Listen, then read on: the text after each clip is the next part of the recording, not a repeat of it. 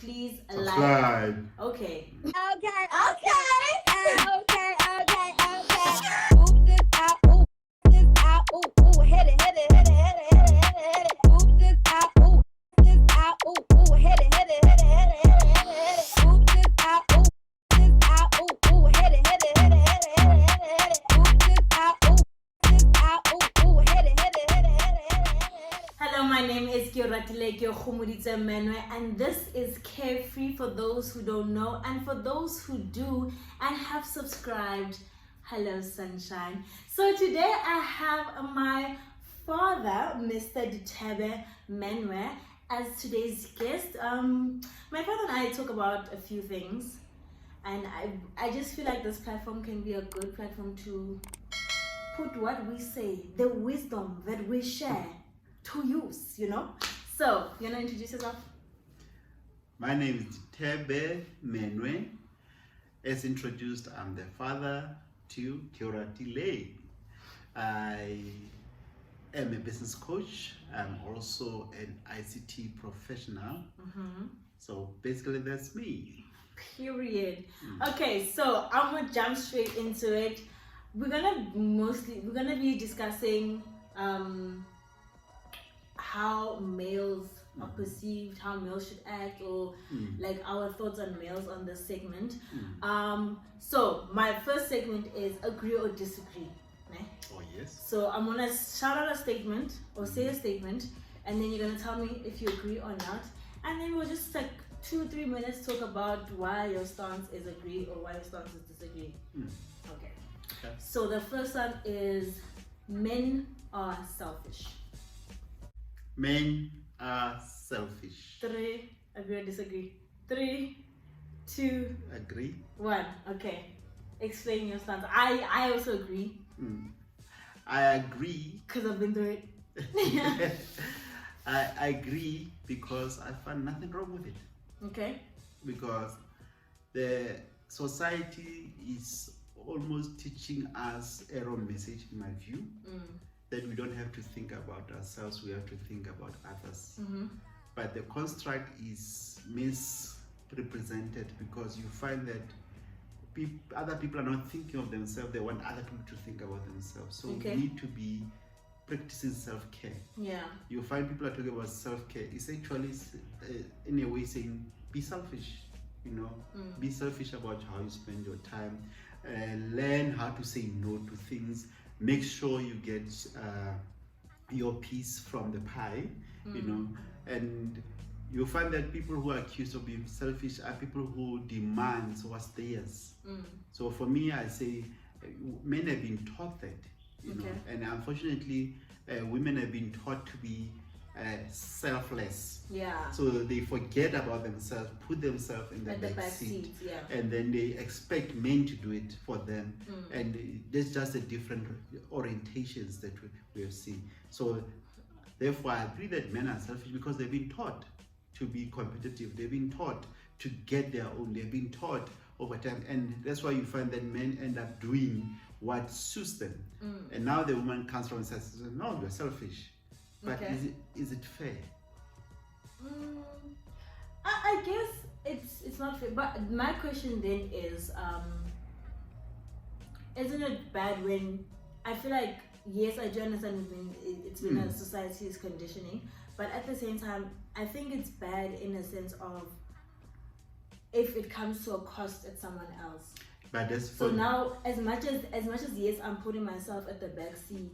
I think you should, as a man, recognize that you are selfish, and it has been like a conditioning of man, of society. I mean, but then I can use that knowledge to be like, okay, I'm gonna see like people around my circle. I'm gonna see that they putting themselves backwards, or they but yeah, they putting themselves to the back. And they're being too selfless in certain situations, and sometimes just be like, let me help you out with this, let me help you out with you.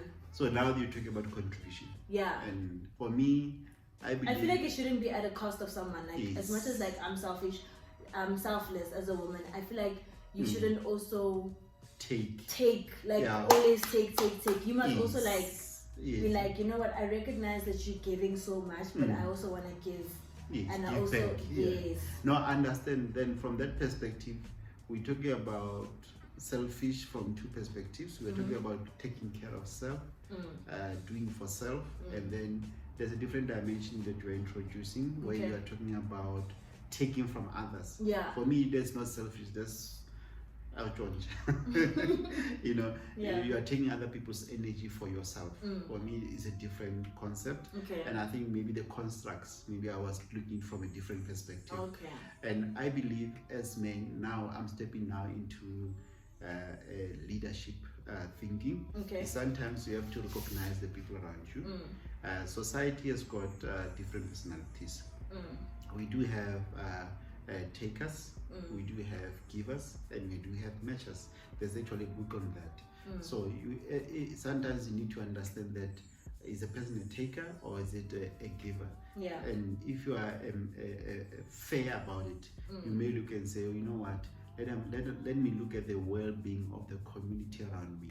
You know, if you are in a family, for example, when it comes to children, you know, you can't always be putting yourself.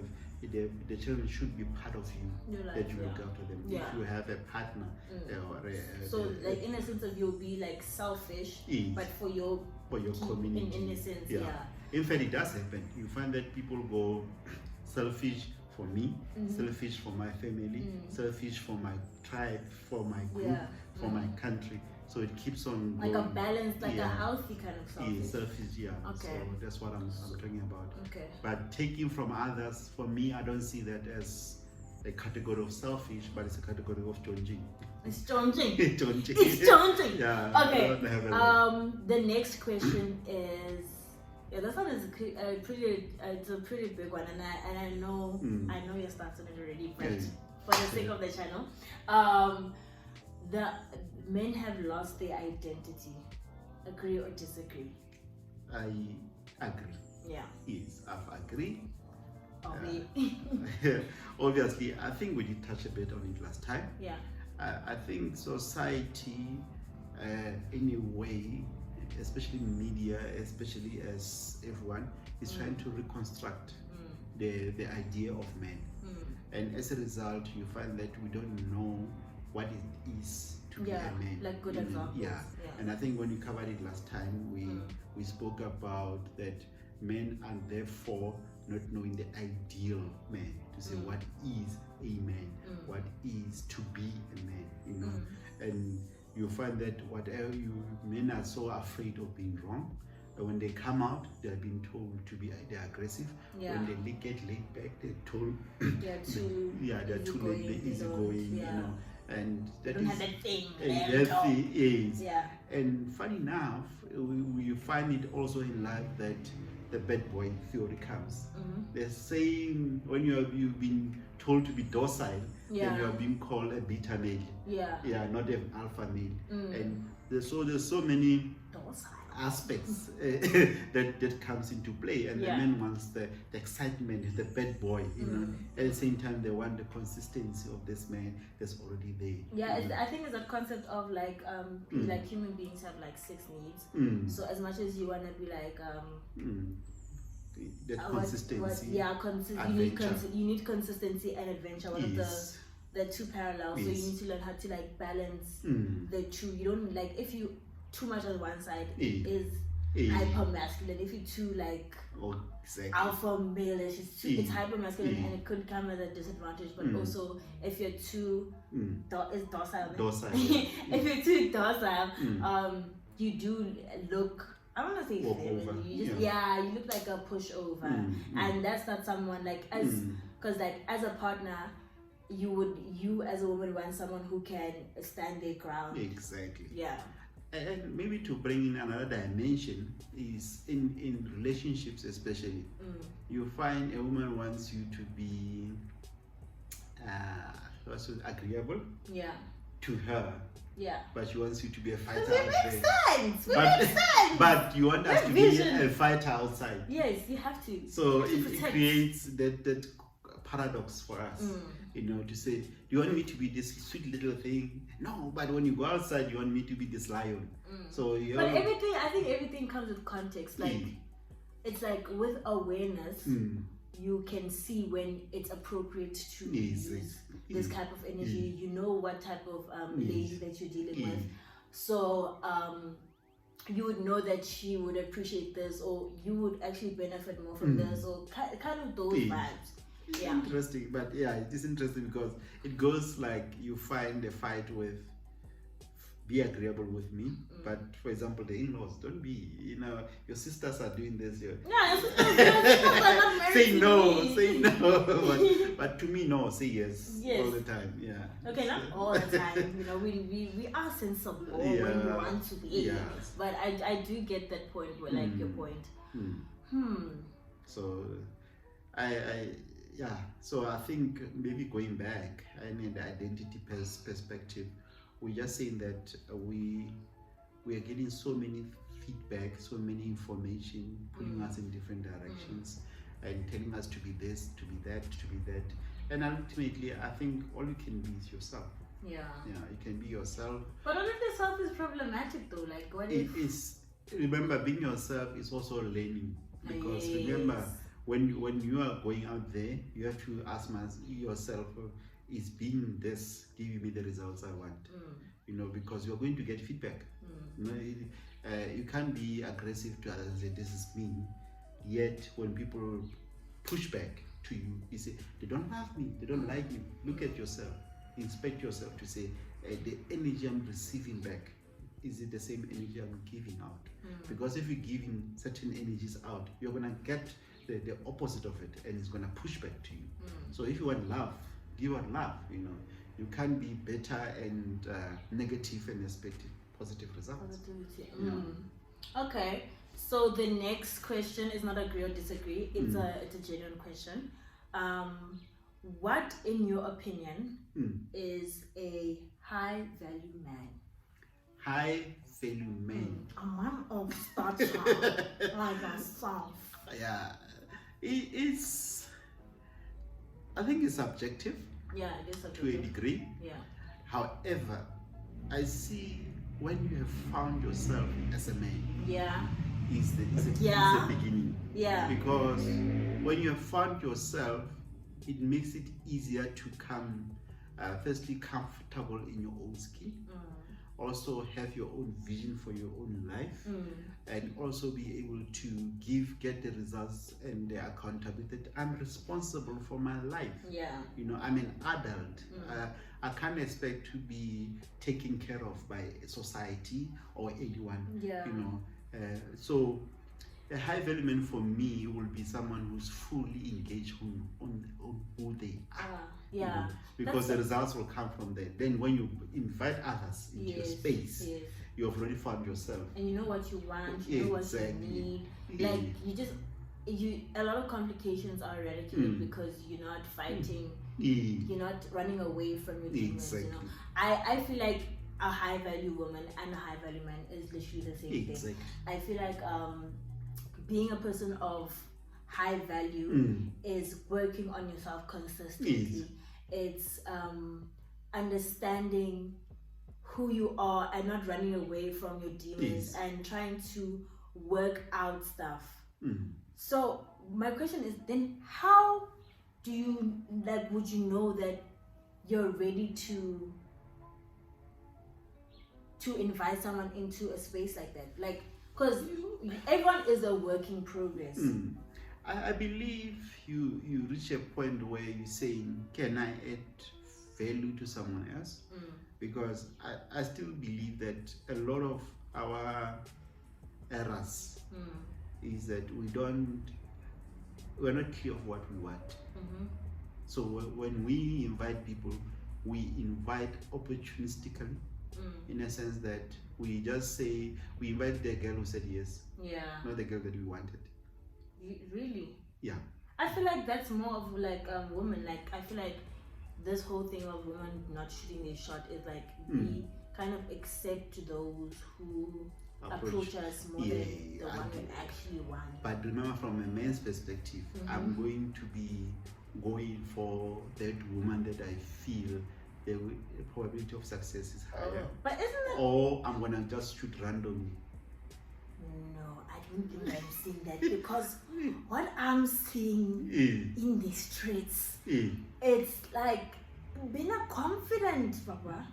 Like I'm not trying to like act like I'm better than anyone or anything, but like sometimes like I'm approached and I'm like, Papa, no. You know, I feel like men, like they try their best, they try their luck. I've seen so many people try their luck that I don't think I can agree with the statement of they undersell themselves. Yeah, because like I can see that in women because like I think we don't shoot our shots, which means like we basically don't go for what we or the person we want because we're scared of rejection. Is that the same idea that you're going around? It's talking about it's the same or it's similar from perspective of I've seen with my years that you find when men are boys, yeah, that way, yeah, they're still formulating or forming themselves, okay, and they're trying to find their confidence. Okay. So firstly, they will just go out and just approach, okay, but they'll be scared of the girl they want. Have you not noticed? Yeah, yeah, should be scared. Yeah, but scary. Scary. But they'll be able to be confident. Normally, you find that they are so confident to shoot their shot because they don't value what they see. It's just a chance. But once they get this one that they want, they are not able to articulate themselves well. They are not able to do that, and it actually starts to be a ripple effect because they then they get into this relationship and then they don't value it as much. Then it becomes sort of a game. You know? I feel like that in that sense. I feel like it's because. How can I explain this? It's like some people also get into relationships because they are scared to reflect on themselves. It goes back to that high value man. Know yourself. It's like you're so scared to face your own problems and your own like growth and defining yourself. That you find someone so that they can assist you. Exactly, and also look for what you want, not what appeals to society. Because a lot of times you also get trapped in that much as I like that girl, and the guys are saying, can you like that girl? Yeah. But that's someone that resonates with the voice. Yeah, but then you go after what society has perceived to be what to go after. Yes. Then only later you still have this person who's your best friend, who's this, but they are your go-to person because emotionally connected to. To them. So for me, it's a very tricky question to answer. It's very tricky because it applies differently, and also you find we assume the confidence aspect is that men are confident, but they are confident at different stages, and they're confident for different reasons. And it gets sometimes you find this confidence. This person is just being playful. Yeah. Okay. But when the serious woman is there for them, you find that again diving. Okay. So do you believe in? Okay, that's the last question. What's your idea of like if someone needs a person? Is there a real thing? Like I need a girlfriend or I need. You don't need. Date. For me, the choice of word for me is problematic. Okay.